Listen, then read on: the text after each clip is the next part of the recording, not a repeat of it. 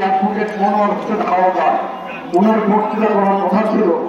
আমাদের হাসপাতালের বিএনপির সভাপতি ইসমাইল হোসেন ওনার বক্তৃতা করার কথা ছিল। আমাদের সিনিয়র নেতা সমাজের বক্তব্য দেওয়ার কথা ছিল। আমাদের সিনিয়র নেতা আলহাজ নওয়াব সিদ্দিকীর বক্তৃতা করার কথা ছিল। আমাদের সিনিয়র নেতা অপু চেয়ারম্যানের বক্তৃতা করার কথা ছিল। আমাদের সিনিয়র নেতা ধন্যবাদ বক্তৃতা করার কথা ছিল। আমাদের সিনিয়র নেতা তৈবুল মাস্টারের বক্তৃতা করার কথা ছিল। আমাদের হাতে কি সময় আছে? আমাদের হাতে কি সময় আছে? আমাদের হাতে সময় নাই।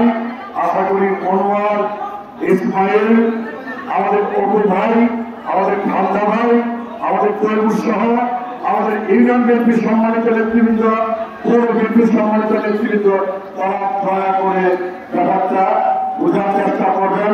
আমার বিশ্বাস তারা বুঝেন। আমাদের মায়েরা, আমাদের বোনেরা, আমাদের ভাইয়েরা, আমাদের মুরব্বীরা অনেক কষ্ট করে সকালবেলা কিন্তু রওনা হচ্ছে।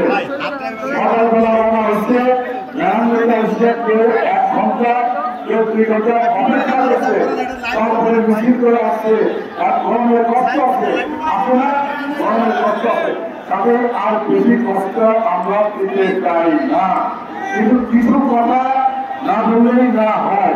আজকের এই দিনে 5ই আগস্ট 2024 জুলাই আগস্টের যে রক্তক্ষয়ী অভ্যুত্থানের 5ই আগস্ট 1 বছর পূর্তি উপলক্ষে আজকে নারায়ণগঞ্জ উপজেলা বিএনপি, নারায়ণগঞ্জ পৌর বিএনপি, হাসপাতাল পৌর বিএনপি আমরা একসাথে এই কর্মসূচি আমরা পালন করতেছি।